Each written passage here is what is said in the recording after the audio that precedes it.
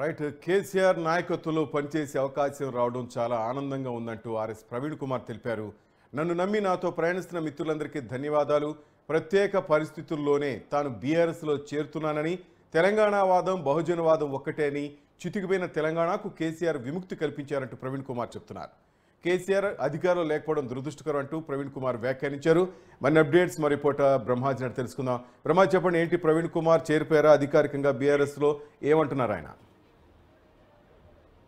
శ్రీనివాస్, మరి కాసేపట్లో Erravalli farm house లో సీఎం మాజీ సీఎం బీఆర్ఎస్ పార్టీ అధినేత కేసీఆర్ సమక్షంలో బీఆర్ఎస్ పార్టీలో చేరేందుకు ఆర్ఎస్ ప్రవీణ్ కుమార్ కొత్తగా ఇక్కడ తెలంగాణ భవన్ ర్యాలీకి బయలుదేరి వెళ్ళారు. ర్యాలీకి బయలుదేరి వెళ్ళడానికి ముందు ఇక్కడ మీడియాతో కూడా ఆయన మాట్లాడారు. కేసీఆర్ నాయకత్వాలు పనిచేసే అవకాశం రావడం చాలా ఆనందంగా ఉంది. నన్ను నమ్మి నాతో ప్రయాణిస్తున్న మిత్రులందరికీ ధన్యవాదాలు అంటూ ఆయన మాట్లాడారు. ఇక ప్రత్యేక పరిస్థితుల్లో బీఆర్ఎస్ లో చేరుతున్నాను తప్ప ఇంకా వేరే ఉద్దేశం ఎటువంటిది లేదు. తెలంగాణ వాదం బహుజన వాదం రెండో ఉంటే సో చిరుమైన తెలంగాణకు కేసీఆర్ విముక్తి కల్పించారు కాబట్టి కేసీఆర్ అధికారం లేకపోవడం దురదృష్టకరం అంటూ మాట్లాడడం జరిగింది. అయితే తాను ఏది ఆలోచించి పార్టీలోకి రాలేదు. ఒకవేళ ఏదో ఆశించో ప్యాకేజ్ కోసం వచ్చేది ఉంటే మాత్రం నేను అధికార పార్టీలోకి వెళ్ళేవని, ఇక్కడ అధికారం కోల్పోయినటువంటి బీఆర్ఎస్ పార్టీ ఎందుకు చేస్తాను అంటూ కూడా బహుజనవాదం తెలంగాణ వాదం రెండూ ఒకటే కాబట్టి కేసీఆర్ నమ్ముకునే ఉన్నటువంటి తెలంగాణ కోసం ఆ పార్టీలో చేరుతున్నట్టుగా ఆయన స్పష్టం చేశారు. విధంగా నిన్న సీఎం రేవంత్ రెడ్డి తనకు టీఎస్పీసీ ఆఫర్ ఇచ్చిన ప్రస్తావించిన అంశంపై మాట్లాడుతూ అది వాస్తవమే, కానీ తాను తిరస్కరించినట్టుగా చెప్పారు. ఎవరు ఎక్కడైనా పనిచేసుకునే స్వేచ్ఛ ఉంది కాబట్టి అనడం మాట్లాడడం జరిగింది. అయితే ప్యాకేజ్ తీసుకునేటైతే రేవంత్ కలిసేవని తప్ప బీఆర్ఎస్ పార్టీ చేరుతానంటూ ఆయన మాట్లాడారు. మాట్లాడిన వెంటనే ర్యాలీగా బయలుదేరి ఇటు ఎర్రవల్లి ఫామ్ హౌస్ కి ఆయన వెళ్ళారు. బ్రహ్మాజీ, ఇక్కడ ఒక విషయం, మొన్నటి వరకు గత ఎన్నికల్లో చూసాం, అంతకుముందు చూసాం, బీఆర్ఎస్ పాలన పైన కానీ బీఆర్ఎస్ నేతల మీద ఘాటు వ్యాఖ్యలు చేసిన ప్రవీణ్ కుమార్ ఇప్పుడు బీఆర్ఎస్లోకి రావటాన్ని అక్కడ నేతలు అంగీకరిస్తున్నారా? కొంతమందికి అసంతృప్తి ఉండొచ్చు కదా.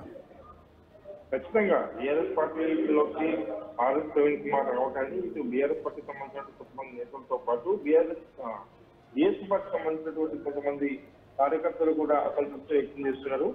ఒక బీఎస్పీ పార్టీ ఇలాంటి జాతీయ పార్టీల్లో ఉండి పార్టీని ఇక్కడ డెవలప్ చేసుకుంటే రానున్న రోజులు భవిష్యత్తు ఉంటుంది. కానీ అనవసరంగా బీఆర్ఎస్ పార్టీలోకి వెళ్ళడం అనేది బీఎస్పీ సంబంధించినటువంటి వర్గాల్లో ఉంది. అదేవిధంగా బీఆర్ఎస్ పార్టీకి సంబంధించి కూడా నగల టికెట్ ఆయనకి ఇవ్వనున్నారు కాబట్టి ఆయన అక్కడ టికెట్ కోసం ఆశించినటువంటి గోడ బాలరాజు కూడా సైతం కొంతవరకు అసంతృప్తిగా ఉన్నట్టు తెలుస్తుంది. ఆయన వాస్తవంగా గోడ బాలరాజు అసంపేట నుంచి ఎమ్మెల్యేకి పొలిసి ఓడిపోయినప్పటికీ కూడా నాగరికర్నూలు టికెట్ ఇస్తారని చెప్పని ఆయన ఆశించారు. అనుగుణంగా బీఆర్ఎస్ పార్టీలోకి ఈ ఆర్ఎస్ ప్రవీణ్ కుమార్ వచ్చి రావడం దానికన్నా ముందుగా పొత్తు బీఎస్పీ బీఆర్ఎస్ పొత్తు అంటూ ఇటీవల కేసీఆర్తో సమావేశం అవడం, ఆ నాగరికర్నూలు టికెట్ ఆయనకి ఇచ్చే అవకాశం ఉందని ప్రచారం జరగడం, ఎన్ని పరిస్థితులు ఈ లోపుగా బీఆర్ఎస్ పార్టీలోకి ఇలా చేరడం, నాగరికర్నూలు టికెట్ ఆయనకి కన్ఫర్మ్ అవ్వడంతో బీఆర్ఎస్ సంబంధించినటువంటి కార్యకర్తలు కానీ నేతలు ఒకటైతే అసంతృప్తిగా ఉన్నమాట వాస్తవం అని పార్టీ వర్గాలు చెప్తున్నారు. రైట్. మొత్తం మీద రేపటి లోక్సభ ఎన్నికల్లో అనుకున్న విధంగానే ఆ 2 సీట్లు ఇస్తారా? ప్రవీణ్ కుమార్ ఎక్కడి నుంచి అయినా పోటీ చేసే అవకాశం ఉందా? నాగరికర్నూలు నుంచి ఆయన కన్ఫర్మ్ అయిపోయింది. ఎందుకంటే బీఎస్పీ బీఆర్ఎస్ పొత్తు అంటూ మొదట వచ్చినటువంటి చర్చలు ఏవైతుందో అందులోనే నాగరికర్నూలు టికెట్ ఆయన తీసుకోవడానికి చెప్పి తెలిసింది. కానీ అనూహ్యంగా ఆయన బీఆర్ఎస్ పార్టీలోకి చేరడం, సో నాగరికర్నూలు టికెట్ ఆయన కన్ఫర్మ్ అయింది. నాగరికర్నూలు నుంచి ఆయన పోటీ చేస్తున్నట్టుగా స్పష్టమైంది. సో మొత్తం మీద బీఎస్పీకి ఇవ్వడం కాకుండా బీఆర్ఎస్ నుంచి ఆయన డైరెక్ట్ పోటీ చేస్తున్నారు కాబట్టి ఇక్కడ బీఆర్ఎస్ పార్టీ పోటీ చేసినట్టుగా అర్థమవుతుంది. Thank you Brahmaji.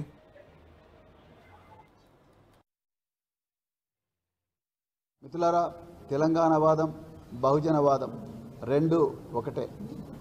So Pranahita నది గోదావరి నది ఏ విధంగా అయితే కలుస్తాయో, మరి కృష్ణానది తుంగభద్ర నది ఏ విధంగా అయితే కలుస్తాయో ఆ విధంగా తెలంగాణ ఒకప్పుడు తెలంగాణవాదం బహుజనవాదం రెండు కూడా ఒకటే.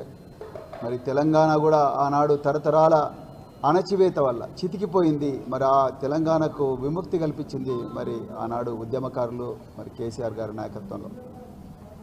అదేవిధంగా బహుజనవాదం కూడా తరతరాలుగా అణచివేతకు గురైన సామాజిక వర్గాలు ఈ దేశంలో మరి వీళ్ళందరికీ కూడా విముక్తి కల్పించి వాళ్ళను వెలుగువైపు మరి నడిపించింది బహుజనవాదం.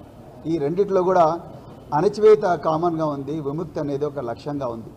మరి మిత్రులారా, తెలంగాణవాదం బహుజనవాదం రెండు ఒకటే. సో ప్రాణహిత నది, గోదావరి నది ఏ విధంగా అయితే కలుస్తాయో, మరి కృష్ణానది, తుంగభద్ర నది ఏ విధంగా అయితే కలుస్తాయో, ఆ విధంగా తెలంగాణ ఒకప్పుడు తెలంగాణవాదం బహుజనవాదం రెండు కూడా ఒకటే. మరి తెలంగాణ కూడా ఆనాడు తరతరాల అణచివేత వల్ల చితికిపోయింది. మరి ఆ తెలంగాణకు విముక్తి కల్పించింది మరి ఆనాడు ఉద్యమకారులు, మరి కేసీఆర్ గారి నాయకత్వంలో. అదేవిధంగా బహుజనవాదం కూడా తరతరాలుగా అణచివేతకు గురైన సామాజిక వర్గాలు ఈ దేశంలో, మరి వీళ్ళందరికీ కూడా విముక్తి కల్పించి వాళ్ళను వెలుగువైపు మరి నడిపించింది బహుజనవాదం. ఈ రెండిట్లో కూడా అణచివేత కామన్గా ఉంది, విముక్తి అనేది ఒక లక్ష్యంగా ఉంది.